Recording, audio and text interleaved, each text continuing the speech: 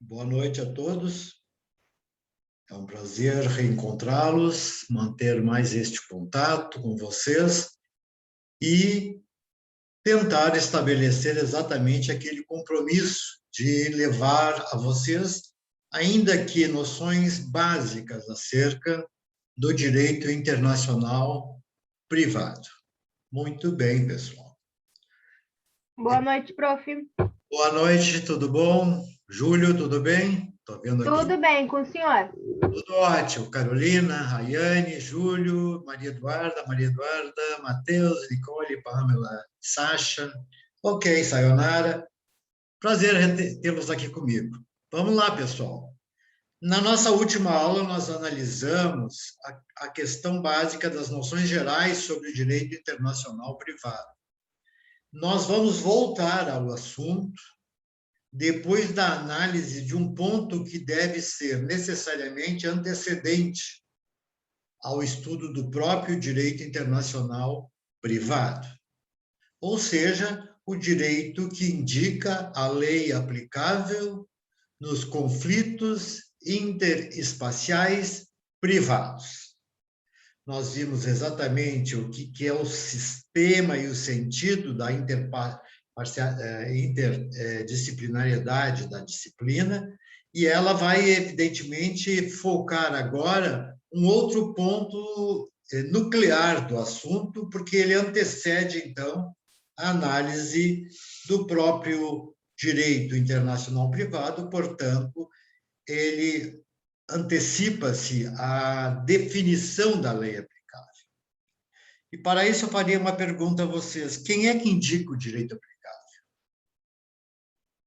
Vejam, uma relação jurídica se estabelece a partir de contatos relacionais entre seres humanos, pessoas jurídicas, pessoas físicas, que vão, na verdade, criar eventuais conflitos ou questões envolvendo esta interposição de uma relação que é espacial e que se estabelece estruturalmente a partir da ideia de que nós temos que optar por apenas uma lei aplicável. E aí a pergunta novamente, quem indica este direito aplicável? Em princípio, pessoal, todo direito aplicável é antecedido pela figura do juiz. E aí está o grande sistema analítico vinculado ao chamado direito processual civil internacional.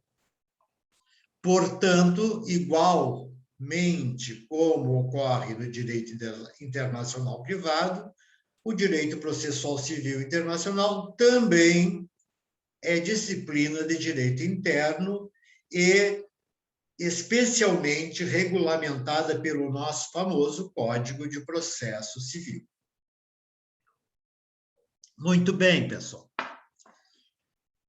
É óbvio que se é o juiz que diz qual o direito deve ser aplicado, a primeira questão é saber quem é o juiz.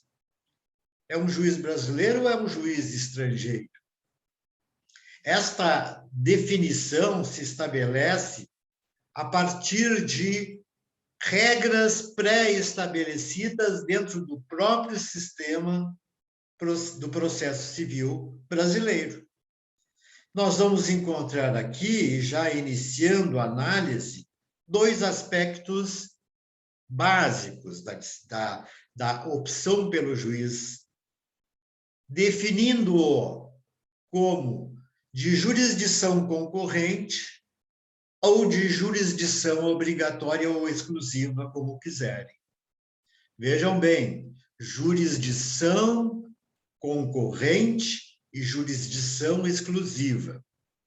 Quando falamos nisto, nós estamos definindo, à luz do nosso código, a ideia de que esses juízes, quando em contato com um conflito interespacial privado, certo? Este juiz terá, em primeiro lugar, que analisar se a escolha da parte em sua definição está correta. Ou os juízes são concorrentemente competentes para julgar o caso, ou o juiz é exclusivamente o único que tem competência para julgar o caso. Assim sendo, nós vamos estabelecer que, evidentemente, este juiz há que fazer uma opção entre a aplicação do direito interno ou a aplicação do direito estrangeiro, que está sendo posto em discussão. Assim sendo, talvez a questão mais difícil a ser enfrentada é uma ideia que talvez vocês não tenham se dado conta. E esta é a pergunta que eu faço agora.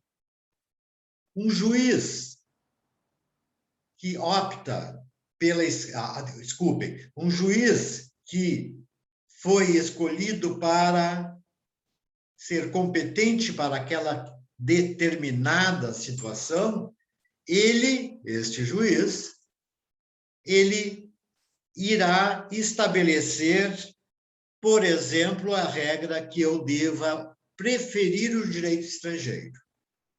Porque isto, pessoal, como nós já falamos na primeira aula, está consignado na chamada Lei de Introdução às Normas do Direito Brasileiro. Então, vejam, quando o juiz tem que escolher entre o direito nacional e o direito estrangeiro, isto é uma autorização legal dada na lei de introdução para que ele opte de acordo com os elementos de conexão que lhe estão sendo postos às mãos. Qual o direito aplicável? Se for o direito nacional, nós não teríamos nenhum problema. Afinal de contas, o juiz é um juiz brasileiro, está submetido às regras do direito brasileiro e, portanto, conhece o direito brasileiro. Agora, quando o juiz tiver que julgar de acordo com o direito estrangeiro, e eu perguntaria, o juiz pode julgar de acordo com o direito estrangeiro, sendo nacional brasileiro? O que vocês acham? Sim ou não? A primeira ideia que vem à mente é que o juiz não poderia julgar de acordo com o direito estrangeiro.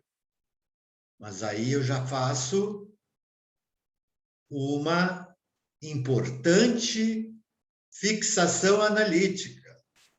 O juiz pode julgar, sim, pela lei estrangeira também, se esta ter sido designada pela lei de introdução às normas do direito brasileiro. E se for escolhida a lei estrangeira e o juiz brasileiro tem que aplicar a lei estrangeira, como ele vai dizer que conhece essa lei estrangeira se ele não pode ser obrigado a conhecer a lei de todos os direitos com quem um brasileiro ou uma empresa ou alguém aqui residente domiciliado esteja em conflito? É óbvio que não nos é dada a possibilidade de conhecer esta lei, mas no nosso ordenamento jurídico, utilizamos de todos os meios necessários para que o juiz tenha conhecimento que levem à averiguação deste direito aplicado. Em regra, deve-se analisar o teor desta lei, ou seja, o seu conteúdo, a vigência, se ela está vigorando, essa lei, certo? E a interpretação dela, ou a interpretação regular, como ela é aplicada. Vamos imaginar, então, uma questão de natureza prática. Imaginem que o juiz, ao se deparar com o processo, verifica que a própria parte autora estabeleceu a regra de que aquele processo deve ser julgado pela lei estrangeira. Ora, se o juiz, diante da afirmação da parte, concorda em gênero e número que esta é a posição mais correta, ele vai chegar a esta conclusão baseada naquele elemento de conexão que falamos, que é o termo que indica a lei aplicável. Em outras palavras, pessoal, em outras palavras, vamos pegar o exemplo do artigo 7º da Lei de Introdução, que diz: aplica-se a lei do domicílio da parte nas questões envolvendo início e fim da personalidade, o nome, a capacidade e os direitos de família.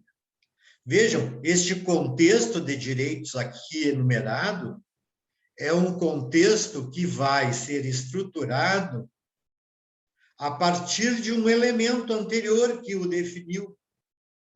Ou seja, todas as questões envolvendo o estatuto da pessoa física, que estão ali arrolados e que nós vamos chamar de objeto de conexão, eles estão incorporados a um elemento de conexão que, no nosso caso, é o domicílio. Ora, se o domicílio da parte, segundo a lei brasileira, é fora do Brasil, nós vamos ter que optar pela própria regra definida na nossa lei, o domicílio. E, assim sendo, esta regra vai definir a escolha pelo direito estrangeiro eventual, porque a parte, por exemplo, está domiciliada na França, ainda que seja brasileiro, porque aqui não interessa a nacionalidade. Para os países europeus, sim, interessa a nacionalidade. Para nós, não. O nosso elemento primordial é o domicílio, certo? Muito bem. Então, como é que o juiz vai saber, a partir destes dados concretos, por exemplo, numa ação de direito de família envolvendo divórcio? Como é que o juiz vai saber que esta regra que eu indiquei como a lei francesa, ela estabelece todo o panorama necessário para que o juiz saiba do seu teor? Todo o seu conteúdo está sendo definido como vigorante naquele país. E mais, de que a interpretação básica é tal, A, B ou C. Assim sendo, ele tem que ter algum elemento para que se possa debruçar sobre eles e buscar a solução. E este elemento, se for conduzido por um procurador, advogado, da parte autora que seja diligente, já vai vir às mãos do juiz.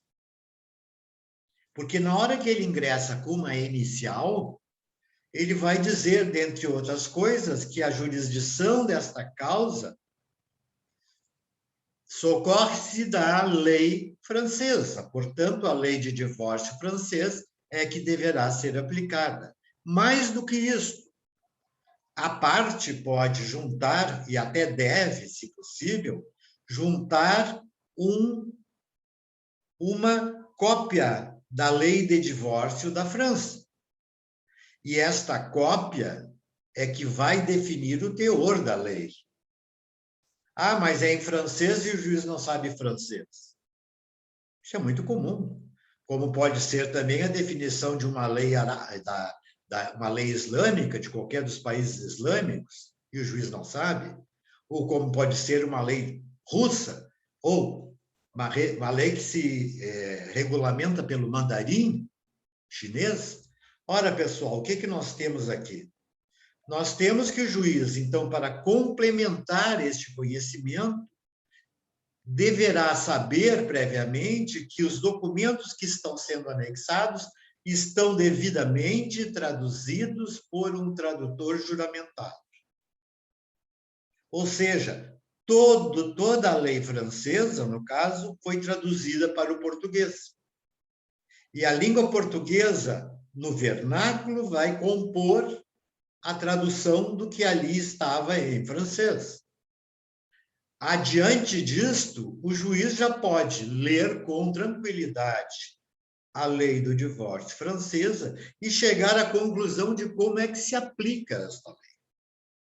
Por outro lado, compete à parte também, não necessariamente, já vou explicar, juntar uma certidão de que aquela lei está em vigência. Hoje, mais do que nunca, estes atos internacionais são muito facilitados pelo uso da internet.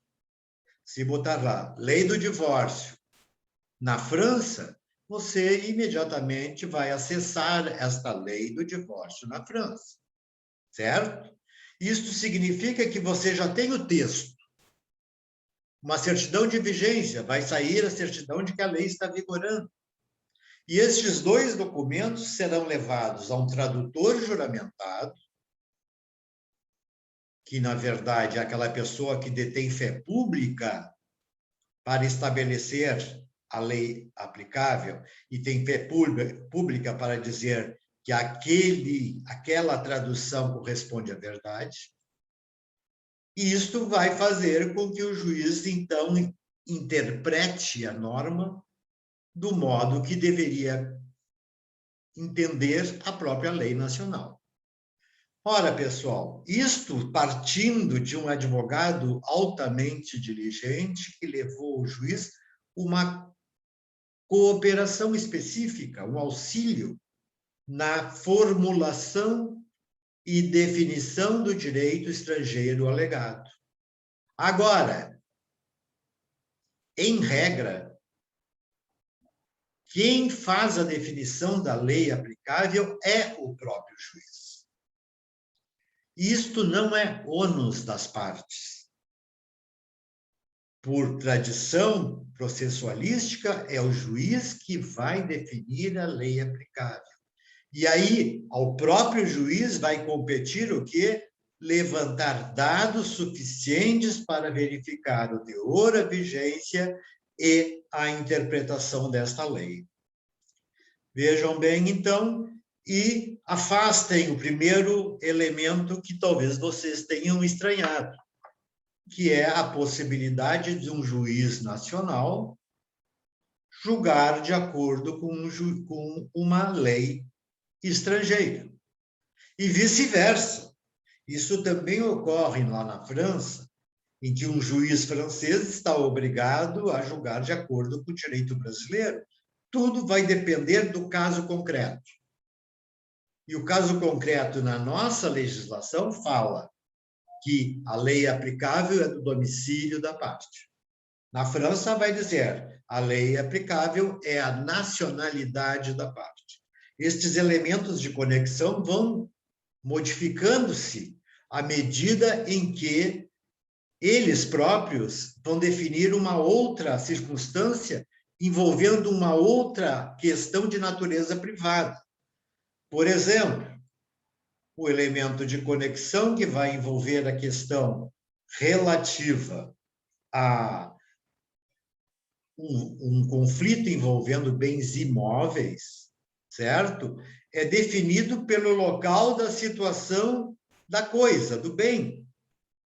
Ou seja, se o bem está localizado no Brasil, é no Brasil e é do Brasil a lei aplicável. Se o bem está situado na França, é a França que tem competência para definir a sua lei como aplicável. E assim por diante. Este princípio da territorialidade que envolve o bem é um princípio que, em regra geral, é um princípio universal. Até porque não poderia ser diferente, porque os bens ditos imóveis, invariavelmente, todos os atos e todas as concretudes relativas à sua existência, como o registro, como os impostos, como os códigos de posturas, entre outras coisas, são do país. aonde ele está situado. Vejam bem, então. Nós estamos estabelecendo uma regra aqui que, para vocês, é importantíssima. Agora, existem algumas circunstâncias, pessoal, que se o direito estrangeiro alegado, identificado pelo juiz ou pelas partes, não é passível de aplicação no direito brasileiro, porque ele é exótico do direito brasileiro, porque ele rompe o princípio da ordem pública constituída, porque ele rompe o princípio da soberania nacional, porque ele é contra os usos e costumes. Se esta lei assim disciplinar, o juiz não vai aplicar a lei estrangeira, porque estes elementos que violaram estes três princípios, ordem pública, soberania nacional e bons costumes, certo? São contrários ao que o direito brasileiro prega, e, portanto, o juiz não aplica, até porque não os reconhece. E, nestes casos, o que acontece? Ainda assim, o juiz está obrigado a declinar o direito aplicável. Nestes casos, o juiz vai aplicar a chamada lex fori. Esta palavra é importante. Vou soletrar para vocês. L-E-X, lex, lei, né? Fori, F-O-R-I, separado de lex. Lex fori. O que é lex fori? A lex fori é a própria lei nacional do juiz designado.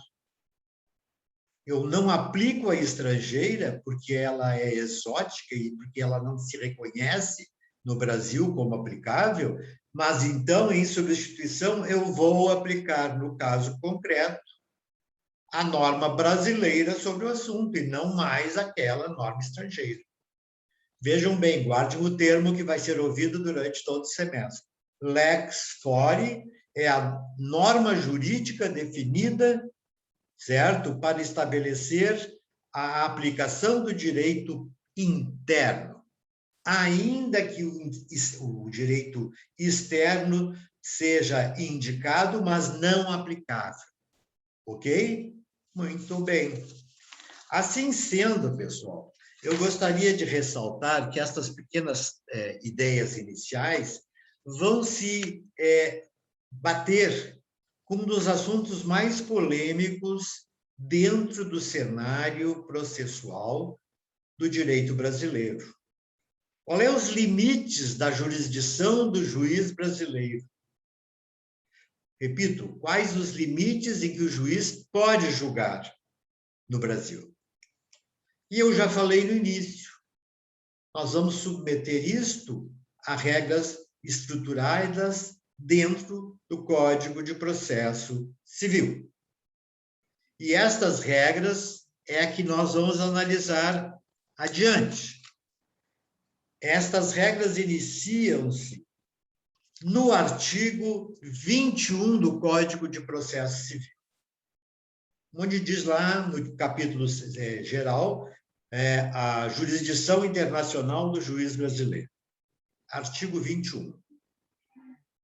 O artigo 21, pessoal, vejam o que ele diz.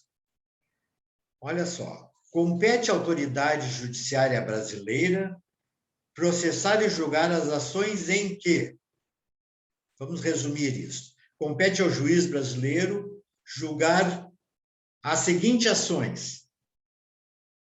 Em primeiro lugar, eu queria esclarecer que quando se estabelece a competência do juiz para isso, eu não estou dizendo que ela é exclusiva, certo? Eu estou dizendo que ele tem competência. Mas quais são essas ações que o juiz brasileiro tem jurisdição, segundo o nosso código? Em primeiro lugar, aquelas ações em que o réu, qualquer que for a sua nacionalidade, pode ser até estrangeiro, e estiver domiciliado no Brasil. Vejam bem. se o réu de qualquer medida judiciária estiver domiciliado no Brasil, certo? A regra do CPC traz consigo a ideia de que a preferência na escolha do juiz, porque aqui a competência é concorrente, é do juiz brasileiro. Por que será? Vamos ver os dois outros exemplos, depois voltamos. Segundo, ações em que no Brasil tiver que ser cumprida a obrigação. Em primeiro lugar, estamos falando estruturalmente de um dos pontos básicos do direito privado, o direito das obrigações. E aqui eu estou me referindo aos compromissos firmados, e para tal, damos o exemplo do contrato, né? Um contrato que é estabelecido entre um brasileiro e um estrangeiro, mas que define que a execução deste contrato será procedida no Brasil. Vejam, quando a execução de uma obrigação está determinada para ser formalizada no Brasil, certo? O direito processual estabelece a regra de definir o juiz brasileiro como competente. Ok? E terceiro, quando, nas ações em que o fundamento seja fato ocorrido ou ato praticado no Brasil. Vejam só que em todas estas três hipóteses, a competência judiciária está transcrita para a do juiz brasileiro. Agora eu vou esclarecer que isto não significa que o artigo 21 está determinando a não concorrência de jurisdições. Na verdade, o juiz brasileiro prefere ao juiz estrangeiro. Ou seja, a nossa legislação estabeleceu uma primazia em favor do juiz brasileiro. E por isso, ela está estabelecendo em que casos o juiz brasileiro teria essa preferencialidade. Ora, quando o réu está domiciliado no Brasil, mesmo que seja estrangeiro, todos nós sabemos que este processo será validado por um âmbito de facilidades constantes no cenário do local onde o réu reside, iniciando pela citação que se procede no mesmo país, citação do réu. Em segundo lugar, quando a obrigação tiver que ser cumprida no Brasil. Novamente, pessoal, se a obrigação, por exemplo, contratual for feita no Brasil, é no Brasil que estão as provas desta obrigação cumprida. Assim, as testemunhas estão aqui, os funcionários que criaram e estruturaram esta obrigação, vamos imaginar que eu contrate com uma empresa sul-africana a construção de uma estrada de rodovia no Brasil. Obviamente que tudo que ocorrer em conflito entre esses dois polos, África do Sul e Brasil, será regido pelo direito brasileiro e pelo juiz brasileiro.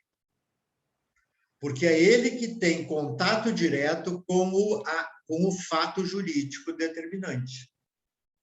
E terceiro, quando ocorrer um fato ou um ato que foram praticados no Brasil, também inserindo-se aqui a premissa de que tudo que aqui ocorre, seja um fato, seja um ato, né, está subsidiado de uma melhor forma pelo próprio juiz brasileiro, que não só conhece a legislação, mas conhece a cultura do povo, conhece a estrutura dos hábitos, conhece a veracidade das alegações, enfim, tudo isto vai secundar a ideia de que o artigo 21, vejam bem, embora seja de competência concorrente entre o juiz brasileiro e o juiz estrangeiro, prefere o direito, desculpem, prefere o juiz brasileiro em função do que foi relatado.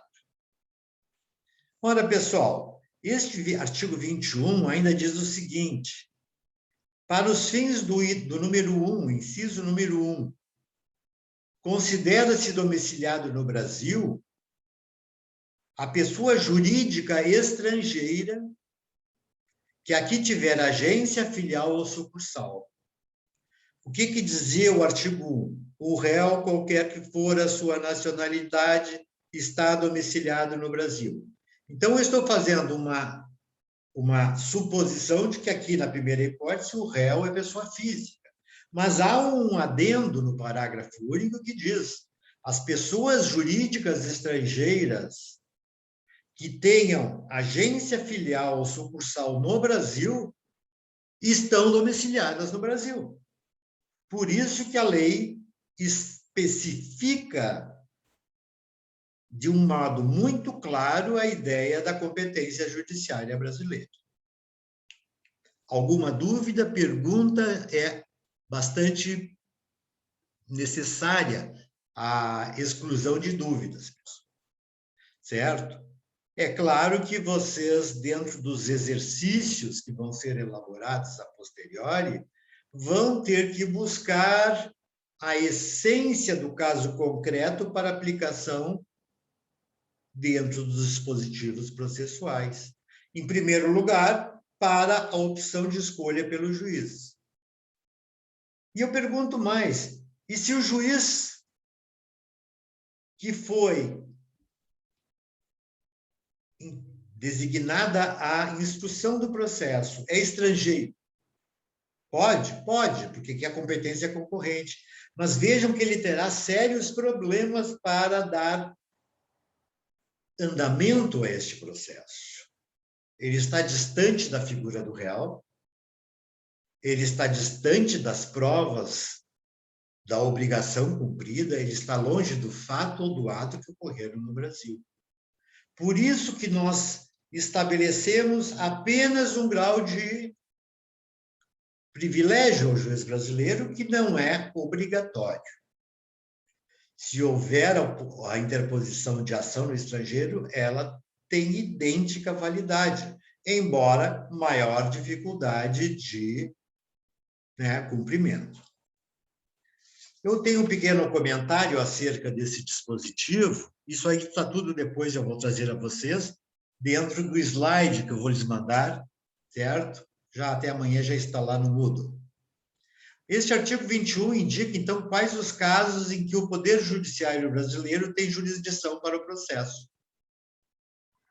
O CPC não nega a existência de processos diante de órgãos jurisdicionais estrangeiros. Veja bem, não há nenhuma alusão a este fato. Ainda que envolvam as mesmas partes, o mesmo pedido e a mesma causa de pedir. Poderia haver uma repetição de ações, uma aqui, outra no exterior? Nenhum problema.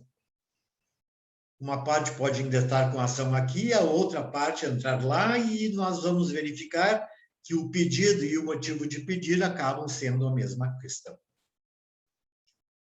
Aí a grande dúvida que emerge é: qual é das decisões que vai ser obrigatória? Não é isso? Qual é das decisões é obrigatória? Isso vamos esperar um pouquinho mais.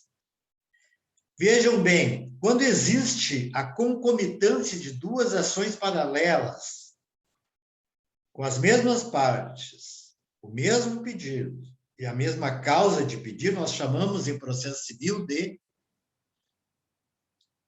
Como é que nós denominamos este fato? Duas causas concomitantes sobre o mesmo pedido, as mesmas partes e a mesma causa de pedir. Isto chama-se, eu sei que vocês sabem, isso se denomina litispendência, concorda? Na forma do Código de Processo Civil. Se há litispendência, pela aplicação regular do princípio, nós sabemos que aquele juiz que primeiro despachar terá preferência no prosseguimento do feito em detrimento do outro que deverá extinguir o processo. Isto regra do direito brasileiro interno. No direito internacional privado, a regra é diversa. Não há litispendência em direito internacional privado. Certo? Ainda que haja coisa julgada, por exemplo, pelo direito estrangeiro, esta exigirá a homologação da decisão estrangeira no Brasil, para garantir os efeitos daquela sentença no Brasil. O que eu quero dizer é que não se mostra importante a existência de uma ou de duas leis. E o fato que vai determinar de forma eficaz a vantagem de um processo sobre o outro processo, vamos imaginar que os juízes julgaram de forma controvertida, de forma diferente. Isto vai ser definido através do primeiro que transitar em julgado. Ou seja, se a decisão brasileira transitou em julgado hoje, e a decisão francesa, por exemplo, transitar em julgado depois de amanhã, essa decisão francesa vai ser excluída. Vai prevalecer a decisão brasileira. Certo? Este assunto está, e se quiserem apontar, fundamentado nos artigos 960 a 965 do CPC. Certo? Muito bem. Aprendemos, talvez, uma nova lição dentro deste contexto. Em primeiro lugar, vamos agregando, o juiz nacional pode julgar de acordo com o direito estrangeiro. Podem existir duas ações com idêntico objeto, partes e causa de pedir. Ambas têm validade e não pode ser argumentado a figura da litispendência, que é proibida em direito internacional. A não ser que exista algum acordo internacional contrário. Certo? E nós vimos que esta competência em relação ao réu domiciliado no Brasil, em relação à obrigação cumprida no Brasil, e em relação a fato ou ato ocorrido no Brasil, são preferencialmente do juiz brasileiro. Preferencialmente não é exclusivamente, pessoal.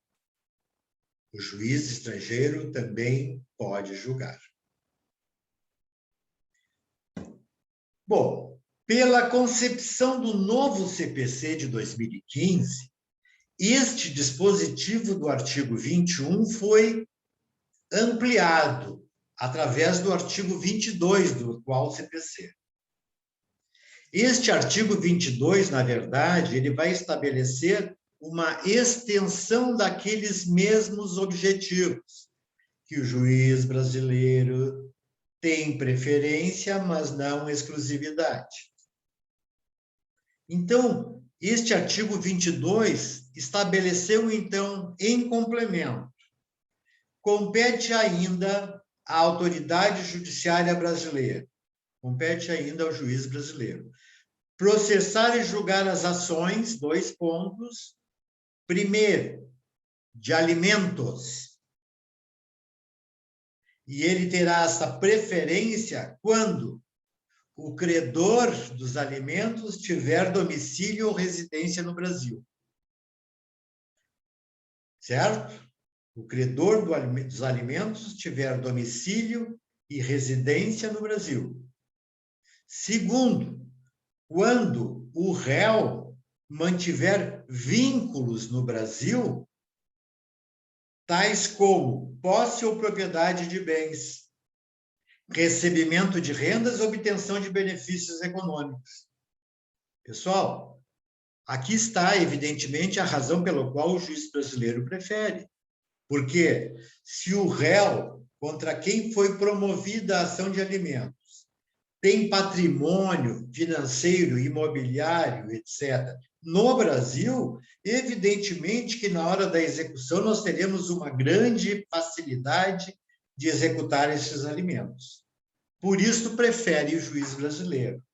Estas duas questões aqui, quando o credor tiver o domicílio no Brasil, etc., e esta segunda, estas duas concepções, elas eram oriundas de conflitos havidos dentro do STJ, do Superior Tribunal de Justiça, que várias vezes conflituava entre os seus ministros a respeito deste assunto. Agora tornou-se claro, a competência é preferencial do juiz brasileiro nestas hipóteses. Se não for nessas hipóteses, nós podemos imaginar, então, que talvez a competência possa ser concorrente do juiz estrangeiro. Este complemento relativo aos alimentos, ele continua agora no item 2º. Compete ainda à autoridade judiciária brasileira processar ou julgar as ações decorrentes de relação do consumo. Vejam, relações de consumo. Estas relações vão ser de preferência do juiz brasileiro quando o consumidor tiver domicílio e residência no Brasil. Vejam bem a inspiração interpretativa desse artigo. Se eu, como consumidor, compro no exterior um produto que se mostra, digamos, defeituoso, eu tenho um amparo legal na hora de ingressar com a ação do Brasil pela empresa que me vendeu o produto defeituoso, através da manifestação de um juiz brasileiro que vai fazer com que este caso seja regulamentado pelo Código de Defesa do Consumidor, que protege o consumidor e o suficiente, como todos vocês já sabem. Assim sendo, vejam, assim sendo, estas relações de consumo estão hoje, em relação ao cidadão que é domiciliado no Brasil, e não precisa ser brasileiro, pode ser um estrangeiro aqui domiciliado, a proteção dada pelo próprio CDC. Porque o juiz brasileiro estabelece a regra a partir do disposto processual, que diz que essas regras são preferentemente de jurisdição do juiz nacional. E o terceiro item do artigo 22, que diz: compete ainda à autoridade judiciária brasileira processar e julgar as ações em que as partes, expressa ou tacitamente, se submetem à jurisdição nacional. Vejam, aqui eu estou falando de que, por exemplo, num contrato, as partes fixaram lá, dentre as cláusulas desse contrato, que quaisquer conflitos existentes serão submetidos exclusivamente à jurisdição brasileira. Portanto, ao juiz brasileiro. E quando a jurisdição nacional foi eleita para tanto, ela será a preferencial. E ainda assim, não refutando a ideia da concorrência. Porque o artigo 21 e o artigo 22 estabelecem opções de jurisdição concorrente, mas também os dois dispositivos regulam que o juiz brasileiro tem preferência sobre o estrangeiro, nestes casos concretos. Um pequeno comentário acerca do artigo 22, dizendo que o 22 complementa o rol do artigo 21, que estas novas disposições sobre alimentos e direito do consumidor fixam novas competências do juiz brasileiro, que não eram contempladas antes no Código de 73. Vejam bem, essas regras aqui, que agora estão expressas, elas não existiam. E aí a confusão do STJ. O inciso 3º, por sua vez, reconhece a jurisdição brasileira quando as partes, expressamente ou tacitamente, assim se submeterem. Ou seja, o juiz brasileiro vai julgar, inclusive poderá opor alguma resistência no caso de uma autoridade estrangeira pretender assim fazer, embora possa. Esta cláusula do inciso 3º é o que nós chamamos de cláusula de eleição do foro, que durante muito tempo no sistema legislativo brasileiro não foi admitida, porque, segundo constava, a eleição do foro não existia. O que havia era a eleição da lei aplicada, que é outra circunstância. Muito bem. Nesta análise exegética desses dispositivos, vamos ao artigo 23. Olha o que diz o artigo 23 e preste atenção no caput desse artigo. Compete à autoridade judiciária brasileira, com exclusão de qualquer outra. Qual é a particularidade? Aqui sim nós estamos fixando uma jurisdição exclusiva e obrigatória do juiz brasileiro. Porque aqui está expresso exclusão de qualquer outra autoridade. Nestas hipóteses 1, 2 e 3, aqui constantes, só o juiz brasileiro pode. Por exemplo, inciso 1º, só o juiz brasileiro pode conhecer de ações relativas a imóveis situados no Brasil. Nenhum juiz estrangeiro tem competência para isso. Segundo, em matéria de sucessão hereditária, proceder à confirmação de testamento particular e inventário e partilha de bens situados no Brasil. Aqui merece um esclarecimento, que eu estou falando, em primeiro lugar, de que quando houver um testamento particular, esse testamento pode ter deixado um legado para um dos legatários que se vincula a bens situados no Brasil. E vejam bem, se estes bens forem móveis, diferentemente do item 1, se estes bens forem móveis e estiverem no Brasil, a regra se aplica, certo?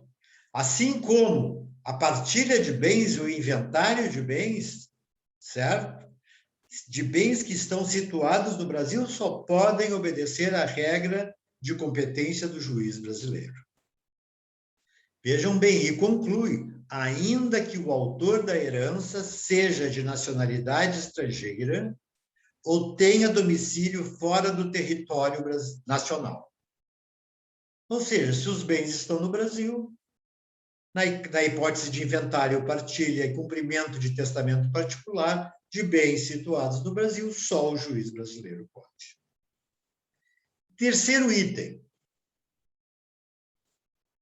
Compete ainda, com exclusividade ao juiz brasileiro, qualquer outra ações como divórcio, separação judicial ou dissolução de união estável, quando se proceder à partilha de bens situados no Brasil, ainda que o titular seja de nacionalidade estrangeira ou tenha domicílio fora do Brasil. Eu estou dizendo assim, vocês todos sabem que nas ações de divórcio, de separação judicial ou dissolução de união estável, invariavelmente ocorre o pedido de partilha dos bens entre o casal, que está rompendo os vínculos de sua relação. Se os bens estão situados no Brasil, pessoal, nestes casos, só a lei brasileira, só o juiz brasileiro pode julgar. Veja que este artigo 23 é bem claro, estabelecendo a regra da situação dos bens no Brasil. Tudo que não for isto, todos os demais conflitos privados, pessoal, na forma da lei brasileira, são de competência concorrente entre o juiz brasileiro e o estrangeiro. E só o 23 é de competência privativa. Assim sendo, em casos em que o direito brasileiro é competente com caráter exclusivo, para processar e julgar as causas apontadas, qualquer decisão estrangeira entre as mesmas partes, a mesma causa de pedir e o mesmo pedido, não é idônea para ser homologada no STJ, não produzindo qualquer efeito no território brasileiro. Vamos pegar o absurdo da seguinte consideração. João ingressou com o pedido de divórcio na França. Pode, a competência é concorrente, e se lá tiver domicílio, a lei de lá também será aplicada. Mas vamos lá. A competência em divórcio é concorrente. E ele talvez, eventualmente, não tenha se dado conta de que a ação passou a tramitar na França, mas que, segundo a lei brasileira, certo? Não poderia. Mas a ação foi aceita pelo juiz francês e tocou à frente. E esse juiz francês fez a partilha dos bens situados no Brasil, entre o casal. E aí? Como é que eu vou tornar eficaz essa decisão?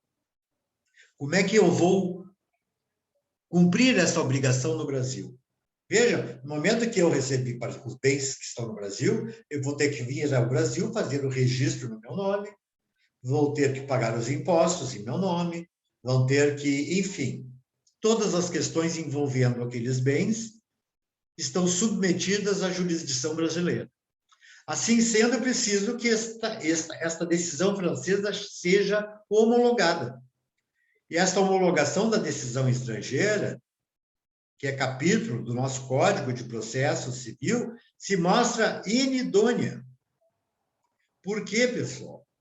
Porque dentro das causas determinantes para a não homologação de decisões estrangeiras está particularmente a seguinte: a causa não será homologada se o juiz não for competente. E aí o STJ pega aquele pedido de homologação e vai dizer: não vou homologar, porque ela rompeu um pressuposto formal do princípio básico. Ou seja, a autoridade judiciária não era competente. E aí não tem outra solução do que se buscar na própria justiça brasileira a interposição desta mesma ação. Certo? Não tem outro caminho. Estes dispositivos do novo CPC, ele se inova desde do antigo Código de 73. E este testamento particular, que falamos sobre bens situados no Brasil, não se comentava antes. Agora, todo testamento particular, ou seja, que não é público, ele se submete à análise de aplicabilidade e adoção daquele testamento. E quando o juiz vai julgar o testamento, e se os bens estiverem no Brasil, ele terá que ter, sob sua guarda efetiva, a jurisdição do processo, exclusivamente. E, finalmente, naquele inciso terceiro, que também inova ao reservar ao juiz brasileiro a exclusividade da resolução do divórcio, da separação e da dissolução, no que tange a partilha de bens situados no Brasil. Vejam bem um processo de natureza mnemotécnico que vocês podem utilizar até para provas. A jurisdição exclusiva do juiz brasileiro se refere a bens situados no Brasil. Ponto. Tudo mais, todas as demais causas são de competência concorrente entre o brasileiro e o estrangeiro. Se vocês, então, analisando o artigo 23, chegarem a essa conclusão, vocês já sabem definir se a causa determina-se para um juiz competente ou se determina-se para um juiz incompetente. Mais do que isso, se a causa pode ser distribuída entre os dois juízes para verificar qual que transita em julgado primeiro. Certo?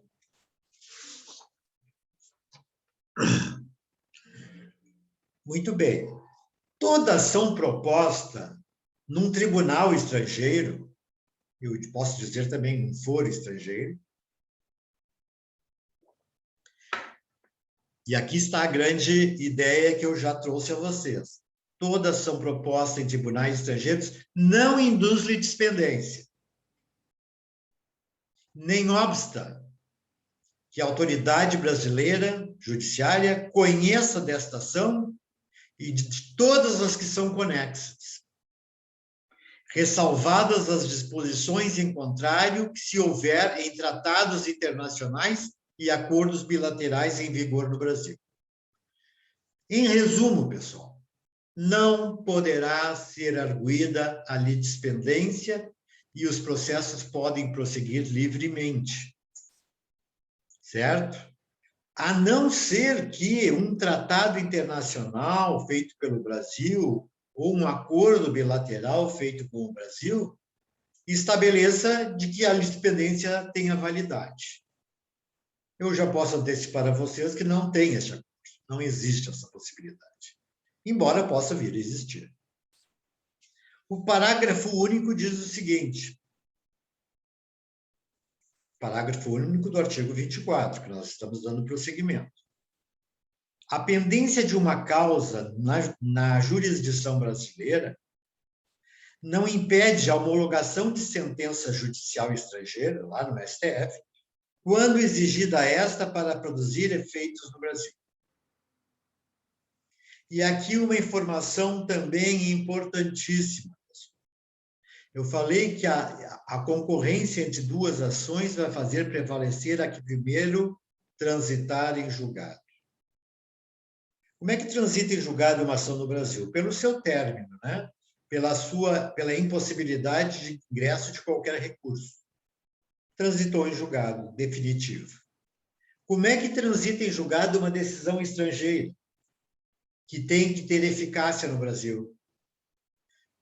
Esta ação transita em julgado regularmente, como vincula-se ao Brasil, mas para que ela seja considerada trânsito em julgado no Brasil, ela tem, em primeiro lugar, que ser elaborada e constituída de um ato definitivo que traga a eficácia homologatória para esta decisão.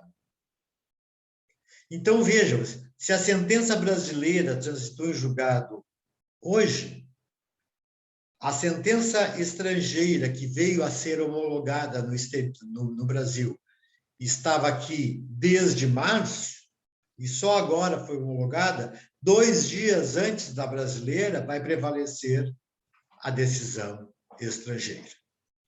Certo? Como todo mundo está em silêncio, eu estou achando que está tudo muito bem certo. Vamos verificar depois nos exercícios que nós vamos implementar para praticar um pouco do direito internacional sobre questão de jurisdição. E vejam bem, pessoal, do artigo 21 e artigo 25, só do CPC. Artigo 25. Este artigo 25 é bastante estranho, porque ele é uma inovação também do CPC de 2015, e que diz que o juiz brasileiro não tem competência, ao contrário do que sempre se dizia antes. Em tudo, quase, o juiz brasileiro tinha competência. Olha o que diz. Não compete à autoridade judiciária brasileira o processamento e o julgamento de uma ação quando houver cláusula de eleição de foro exclusivo estrangeiro em contrato internacional. Vamos pegar o exemplo, pessoal. Eu elaborei um contrato internacional com uma empresa alemã. Eu, a partir de hoje, sou representante comercial da empresa alemã no Brasil. Neste contrato foi inserido que, na hipótese de conflitos neste contrato, o judiciário ou o juiz competente para tanto seria o alemão. E que a lei aplicável seria a alemã. Estava lá no contrato. Isto anteriormente ao Código de 2015 não trazia nenhuma segurança jurídica para a escolha da lei aplicável ser deliberada na Alemanha. Porque não havia essa disposição. Aqui estamos dizendo que se houve eleição do foro num contrato internacional, só aquela que foi escolhida que pode submeter o juiz à sua decisão. Não obstante, o que se estabelece é que esta questão só envolve contratos internacionais.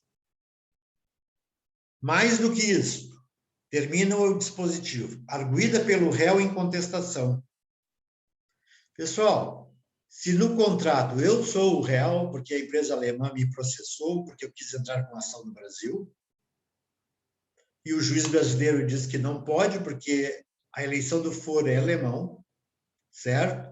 Eu tenho que provar para o juiz, na hora da contestação, eu como réu, na hora da contestação, que aquela cláusula foi inserida incidente de abuso de direito.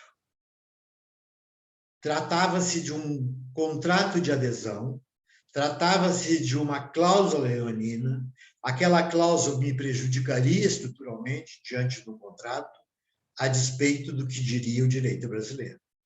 Então, vejam, pessoal, nós temos que, sendo réus de um contrato como este, em deliberação, estabelecer a justificativa de que a cláusula é nula, porque ela não obedeceu os ditames legais, que ela é abusiva, e aí o juiz poderá afastar a sua própria jurisdição e mandar para a jurisdição brasileira.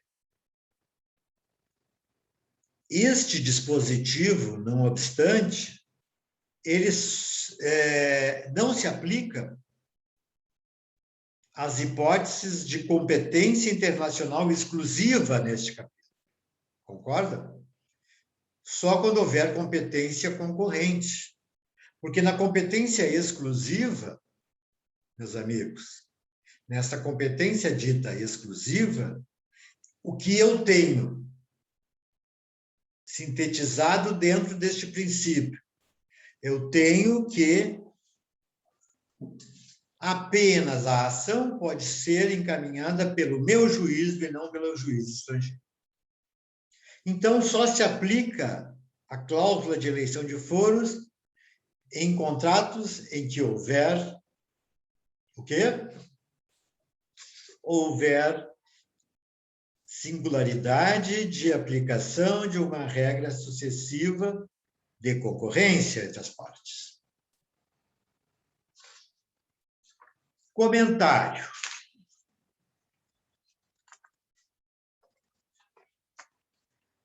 Este dispositivo trata da inadmissibilidade de jurisdição brasileira. E esta inadmissibilidade ocorrerá quando as partes, em contratos internacionais, estabelecerem cláusula específica de eleição de foro estrangeiro. Nós vimos antes lá a eleição de um foro brasileiro, recorda-se? Mas agora a eleição de um foro estrangeiro. E aí, neste caso, o juiz brasileiro não pode julgar. No entanto, se o réu se manifestar em contestação de forma expressa a respeito do feito ou daquela cláusula, ele poderá obstar a aplicação da cláusula. Se não o fizer, a justiça brasileira será concorrentemente competente. Certo? Aí nós alteramos, nós excluímos a eleição do foro, mas temos que provar da abusividade da cláusula. Ademais, quando a competência é exclusiva do Brasil, não existe essa possibilidade. Eu daria um pequeno trabalhinho para vocês, se vocês quiserem para a próxima aula, analisem o artigo 63, parágrafos 1º e 4º do CPC. É importante, porque ele permite que as regras de eleição do foro sejam aplicadas àquelas hipóteses. Ademais, a eleição do foro só produz efeitos quando constar de um documento escrito e definindo certo e determinado negócio jurídico. O foro contratual obriga também os herdeiros e sucessores das partes. Veja que antes da citação, essa cláusula de eleição de foro pode tornar-se ineficaz de ofício pelo próprio juiz. Na hipótese de que o próprio juiz de ofício veja que a cláusula é abusiva, quando os autos serão remetidos tão ao juízo do foro de domicílio do réu. Cabe ao réu citado, pessoal, contestar tal argumento sob pena de preclusão. Se ele não contestar, ele vai perder o direito ao foro. Entenderam? Então, nós estabelecemos aqui, e aí é o último dispositivo, né? Do artigo 25, artigo 25. 21 a 25. Aqui está a técnica jurídica para estabelecermos a competência judiciária do juiz brasileiro, quando ela é concorrente e quando ela é exclusiva. Nós vimos, ademais, que as conclusões levantadas dentro destas premissas são no sentido de antecipar-se, certo? A decisão acerca da lei que venha a ser aplicada. Pessoal, pelo amor de Deus, o grande erro cometido em provas, em avaliações, em concursos públicos, é que o pessoal tem confundido cláusulas de jurisdição ou cláusulas de competência judiciária com lei aplicável a uma relação jurídica.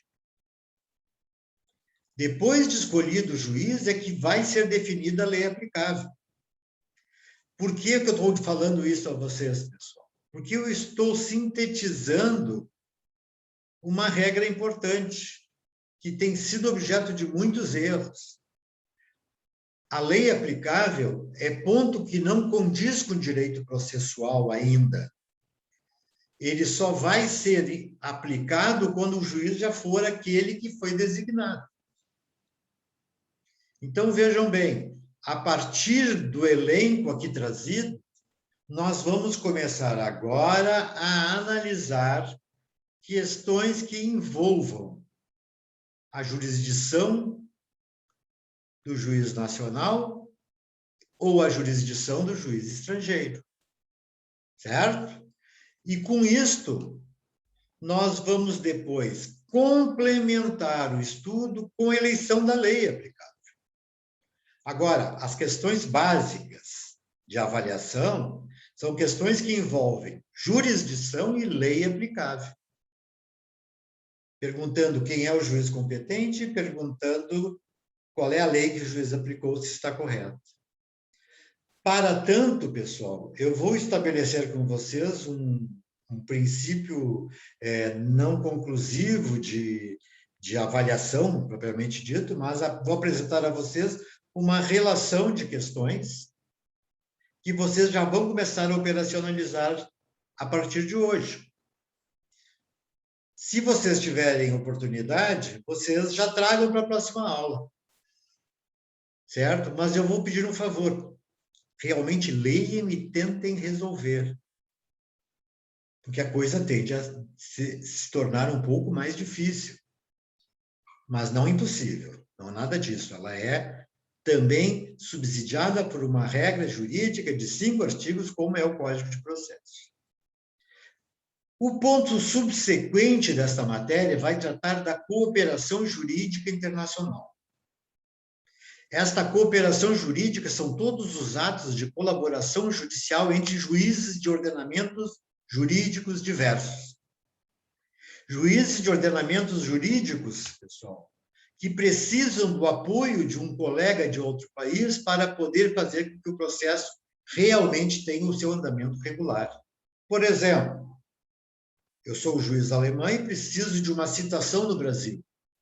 Como é que se propõe uma citação no Brasil de um processo que corre na Alemanha? Através de um documento chamado carta rogatória, que tem a aparência de uma carta precatória, mas é, no sistema internacional, rogatória. E assim, as cartas rogatórias vão servir para dar o encadeamento de todos os atos processuais, como arrolamento de testemunhas, nomeação à perícia, indicação de perito, etc., e tudo que vai determinar o andamento regular do processo. Ao final, quando houver a sentença definitiva, nós temos um outro ato de cooperação internacional indispensavelmente necessário, que é a necessária homologação da sentença estrangeira perante o STJ. E aqui, neste ponto, é que nós vamos começar a analisar as questões que são pautadas dentro do STJ em matérias de cumprimento de cartas rogatórias e homologação de sentenças estrangeiras. Certo, pessoal? Muito bem. Eu reitero, então, que vocês aproveitem o material que está sendo enviado, amanhã eu complemento este material, e que vocês também, assim que receberem as questões postas, as exerçam, vai estar colocado lá dentro do Moodle, certo? Para que vocês tenham à disposição de vocês. Qualquer dúvida, estou à disposição. Me enviem e-mails, me enviem o que for necessário, escrevam no fórum e assim por diante. Ok? Diante disso, eu quero agradecer por hoje. Nós estamos às 20h37. É um pouco mais cedo, mas a ideia é exatamente eu aproveitar agora a centralização disso, já elaborar esses quesitos para vocês e vamos levando isso à frente, certo, pessoal? Alguma dúvida, pergunta, questionamento? Nenhuma? Vamos lá. Fala. Tudo certo, Júlio? Tudo certo, tá bom. Então, obrigado, Ana Vitória, Carolina, John, Felipe, Júlio, já falamos. Lígia, Maria Eduarda, Matheus, Nicole, Sasha e Sayonara. Muito obrigado pela Tchau, prof. Boa noite. Boa noite, até a próxima semana. Boa noite, prof. Boa noite, professor. Tudo de bom, obrigado, hein? Obrigado, Felipe, obrigado. Até logo.